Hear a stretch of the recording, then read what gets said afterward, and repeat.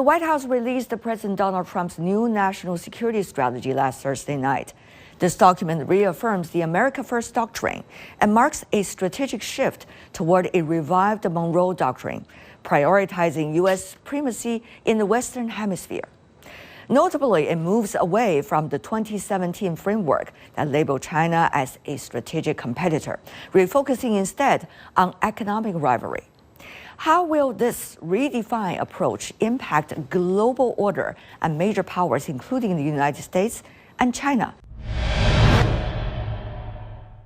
For more on the latest U.S. national security strategy, Peter Kuznick, professor of history with American University, Klaus Laris, Richard Brasnell, distinguished professor of University of North Carolina at Chapel Hill, and Huang Jing, distinguished professor at Shanghai International Studies University, are joining us for the latest discussion. Thank you so much. I noticed that there has been quite apparently some shifts in rhetorics compared to Trump's first term, and of course, very different from the last administration of the Democrats. What do you think is the biggest surprises and biggest topics that you have noticed, Professor Kuznick? Well, it's very different, as you say, from Trump's first national strategy document, and very different from Biden's national security strategy document. The content, it's very critical of Europe. He says Europe is facing civilizational erasure. It's very dismissive of NATO. It is much friendlier on the surface toward Russia and China than previous national security strategies. And it talks about the U.S. having a new Monroe Doctrine, the Trumpian corollary to the Monroe Doctrine, so the United States will focus and dominate Latin America. But it's very business oriented. There's no discussion of democracy. There's no discussion of American values and freedom, but there is talk about America's economic dominance, but also America's military dominance. Professor Laris, you originally coming from Europe. Your take, what's the content this time that really attracted your attention? Well, what is actually surprising about the new national security strategy is that it is not very surprising. Everything Trump has been saying for the last 10, 11 months, that can be found in that national security strategy. Trump has been very critical of Europe, and you find a lot of criticism of Europe in the new strategy. When you remember J.D. Vance's, the vice president's speech at the Munich Security Conference last February, you find his words, the sentiments of his words, that there is a civilizational problem in Europe, that mass migration is dangerous, that European civilization apparently is about to disappear. All that you find in the national security strategy. And so the Europeans were perhaps a little surprised that that was still in there, but they have heard it many times before. So in a way, it was really what could be expected. And if I may briefly add, what also is surprising, what is not in the national security strategy. There's no mentioning of North Korea, very little about Iran, and also a very benign attitude towards Russia comes across. And even regarding China, the competition with China, the rivalry with China is being played down. China is being taken on regarding economic challenges and economic competition, but strategic competition really takes a secondary place in that new national security strategy. I see. Professor Huang, coming from China, based in Asia, I'm sure you are looking at contents of the national security strategy of the United States a little bit with a different focus compared to your other colleagues. I think that the most fundamental change about this national security strategy is the Trump administration abandoned or gave up the U.S. global hegemony and does now no longer want it.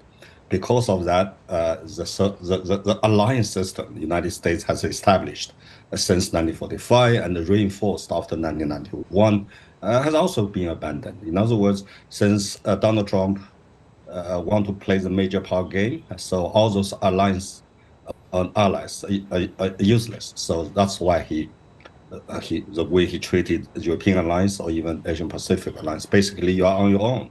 Spend more money, and we can't take care of you anymore.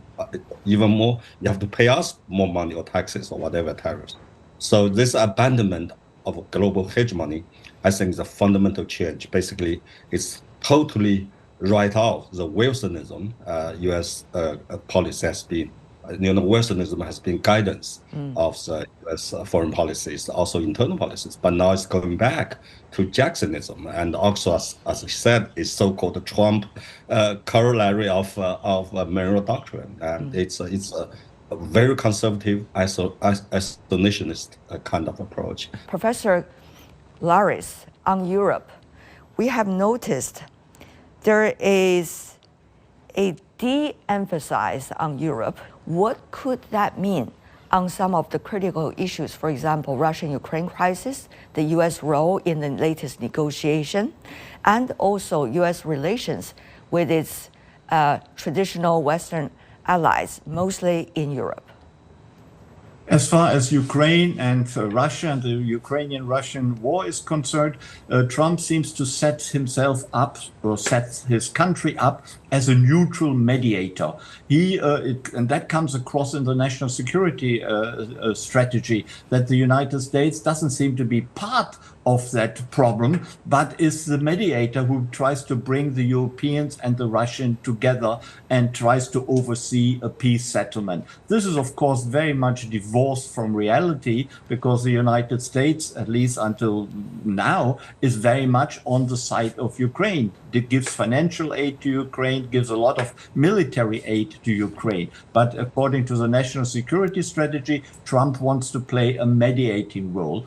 What that means for the Europeans is probably that they will have to expect less support from the United States in the future, that the same also applies to Ukraine, that the Trump administration is about to wash its hands off the Ukraine war with Russia and Russia war with Ukraine. Whether that is really correct, we will have to see in the next few weeks and months, but the national security strategy indicates that. Yeah, unrealistic, that adjective has been very much used throughout the text describing Washington's relations with its European counterparts. Now, your interpretation. The Trump administration wants not to give up on the European allies, but it wants to guide and shape the European allies in the way it wants the European allies to perform. That applies domestically to the values of the European allies. We all know that the Trump administration prefers the far-right parties in all European countries, and he is pushing that in that new national security strategy. And regarding foreign policy, he wants the European to spend an awful lot more on the military. And they, of course, at the last NATO summit, have agreed to do that, to spend 5% on that. And I think the national security strategy rubs that in and emphasizes that, how important that is, and that the Trump administration will insist on that and will not go back on that. Analysts in Europe over the weekend have been looking, just like everyone in the world, very closely at this document and try to interpret.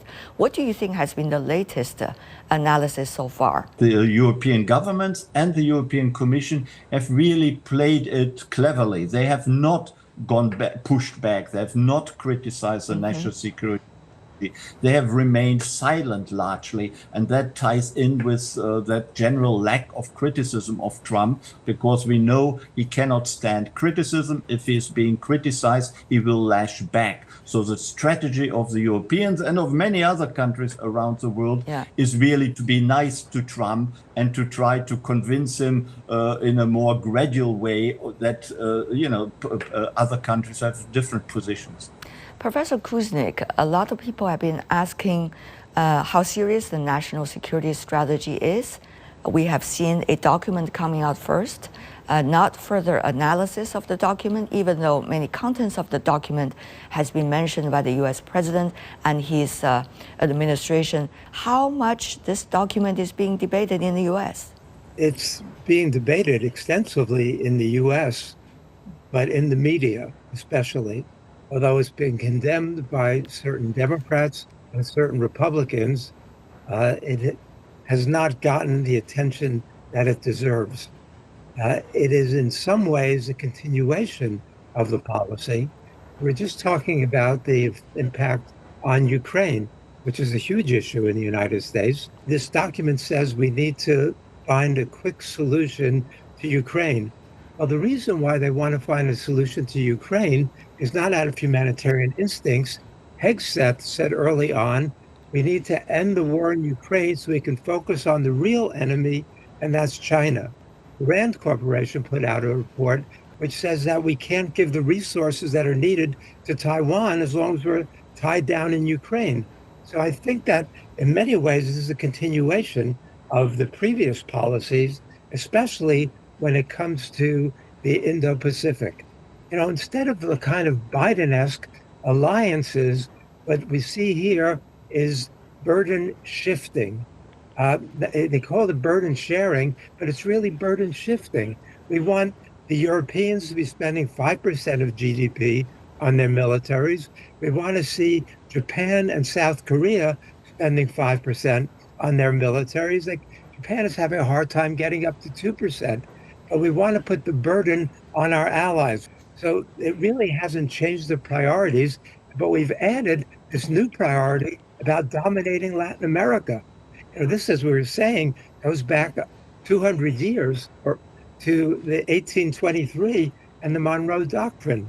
And we were talking about keeping the European powers out in 1823 and not allowing the Europeans to recolonize. But now the United States is saying that it is the hegemon in Latin America. And if it needs to use force or economic coercion, it's going to do so. We did notice some specific contents about what they call the Indo-Pacific in the national security strategy. What exactly the document means, and is it serious? The United States says national security, of course, America's national security is kind of linked with this global hegemony.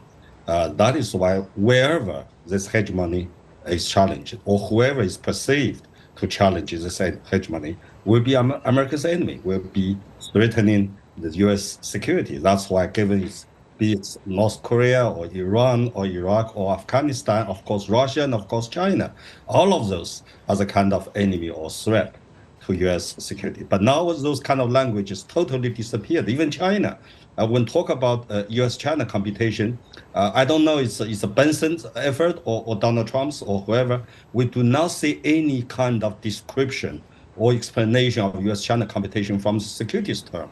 It's only economic competition or even economic partner. Talk about Indo-Pacific. This is a little surprise. It gave a lot of attention to India. And of course, India has a great strategic value. But to what extent, given what's happening right now, to what extent Donald Trump really want to invest in India? I really much doubt. About first island chain, of course, the language is very strong. United States going to reinforce its dominance of first island chain because it matters for U.S. security, because we all know if a first island chain is lost, then the next will be Hawaii. And that's why in the U.S., the defense language, we have heard three words very often. That is forward security position. That's the first island chain. But the problem is that if you look at into the document, it says, just like the Professor Kuznick just said, it's a burden shift. It's ask its allies, basically Japan, Australia, or South Korea, to step up, to shoulder this kind of defense, including Taiwan, which is a linchpin of the entire, first island security structure. That's why Taiwan is so important. But it is not the United States who is going to take care of this linchpin or this entire first island chain. It asks its allies to step up. Otherwise, the document says that the balance will be unfavorable to the United States, which means the island will be lost. That is in black and white language. And if you look at what we want from in and out of words language, You don't see any words about, international, free international order, rule-based, those kind of language, which basically said you either follow me or you're against me. Now we protect our hegemony, but now we don't see anything of that at all. The entire security focus is on Western Hemisphere. It's in United States. It's a big island of America and then Western Hemisphere. Out of that, you're on your own. That's a language. And because of that, this kind of ideological banner or value or so-called shared value totally disappear. Professor, if I could, about Taiwan, there is the mention about, quote, ideally by preserving military overmatch a priority. That is talking about the U.S. in the region. The word is ideally. Ideally means that's this idea that is that's the best scenario, that is United States and its allies can still maintain a kind of military dominance in this region, but that's not realistic. And also, whenever United States try to protect Taiwan, they put democracy at first. They said Taiwan is a democracy. Taiwan's democracy is determined by 23 million people on that island. That's why that's why we have to defend Taiwan. But now that kind of ideology is totally gone. It's purely from geopolitical and interest trading. So if ideally, then how to achieve that ideally situation? Japan and Korea, all of us have to step up. But given what China it is now, China is a peer competitor. No matter how much step up, they simply cannot compete with China. It's not on the same level. The Asian people need U.S. leadership and the U.S. involvement in this region to really kind of keep a kind of balance. But now the United States, look, I'm there, but you guys have to take off yourself. And then I don't know how we can achieve this ideally situation at all. All right. We also noticed that the strategy is specifically talking about emerging economies and developing countries likely to be the competitive battlegrounds for economic and trade competitions. So what do you think about that as well? Does that create more chances of conflicts between China and the United States? Or it's rather a way for China and U.S. to figure out how to cooperate? I think that a competition, of course, is very fierce. But if you look at the summit in Busan, which is 1 hour and 40 minutes, and the President Donald Trump did not say a single word negative about China. And instead, after this summit, he said, God bless both China and America. We have seen video discussion between the Chinese, the Chinese vice premier who's in charge of the latest negotiations with his U.S. counterparts on China-U.S. trade and economic issues, Mr. He Feng, with his American peers, the Treasury Secretary and the trade rep, talking about the latest implementation of the earlier agreed packages by both sides, both in Busan by the two presidents, and earlier the agreements made by both sides in Malaysia. So, Professor Kuznick, how do you interpret the languages about Asia, about China in the national security strategy lately put out? I agree about the 1960s. I see the Kissingerian effort to split Russia and China during that period. And I think that might be behind some of Trump's easing toward Russia and maintaining this competition and more competitive attitude toward China. The other thing that enters in here is rare earth elements. Trump learned in those recent negotiations that without the rare earth elements, which China dominates, and the rare earth magnets, that will undermine not only European economies, but the U.S. economy, U.S. military production, U.S. auto manufacturing. And you go down the line, America's high-tech industry, which Trump also stresses here, is very much dependent on working out a trade deal with China, which the United States can get those rare earth minerals. Also, the supply chains, as much as Trump is deluded and as little grasp as Trump seems to have on reality, and as contradictory and full of just nonsense phrases as this national security strategy has, there's an underlying reality that the United States has got to function in a world which the United States is no longer dominant. From now until the end of next year, we're likely to see several interactions between China and the United States quite closely. Meanwhile, we also see Professor Huang, China has been interacting with its European counterparts in a quite intense way at the end of this year, early next year likely as well. Meanwhile, we are going to see the Munich Security Conference once again, an interaction between the United States and its European allies, if I could still use that word. So how do we see the impact of this national security strategy seriously on the relationship in the short term, let's just say within 1 year, with Asia, with China, for example, and with Europe? Yeah, because you talk about other European leaders, the rush to China. You can see that is obvious change of European leaders' approach towards China. But in Asia, I think China have to figure out three things. First, what exactly behind this language about First Ireland chain, because it's full of contradictions.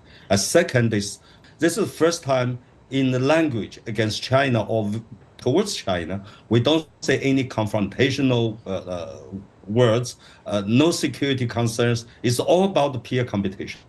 It's all about a peer competition in the economic field.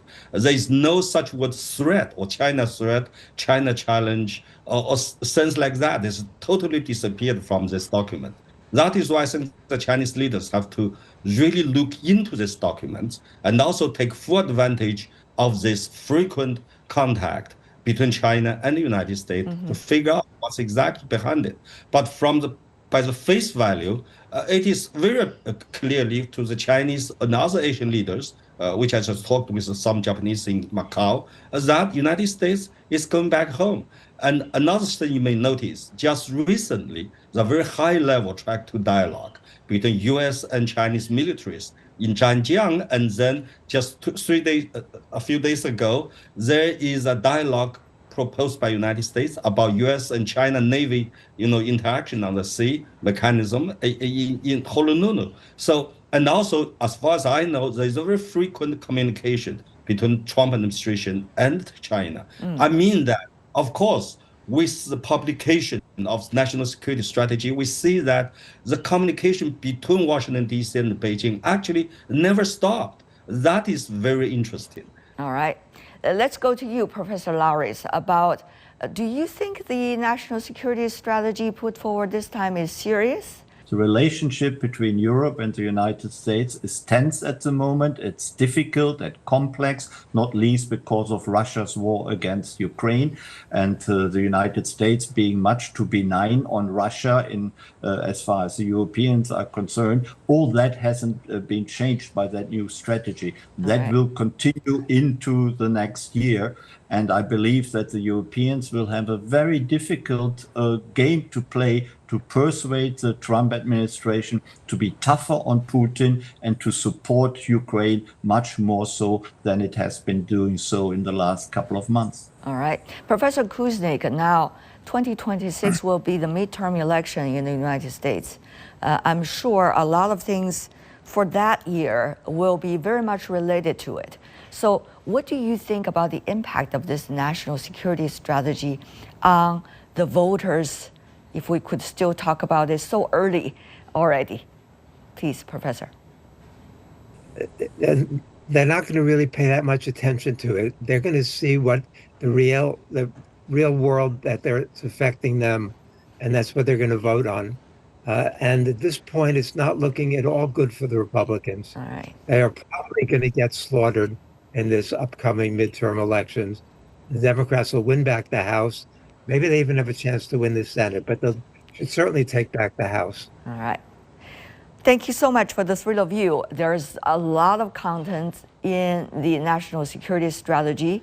There are also questions about whether the strategy is serious or not, or is only checking the box, or actually it means what it said. Meanwhile, the world is also changing as we speak. Whether the strategies will be remaining as it is will be a question mark, but there are certainly a lot of reviews, a lot of insight analysis about the latest strategy. And I thank you, the three of you, for being with us on this topic.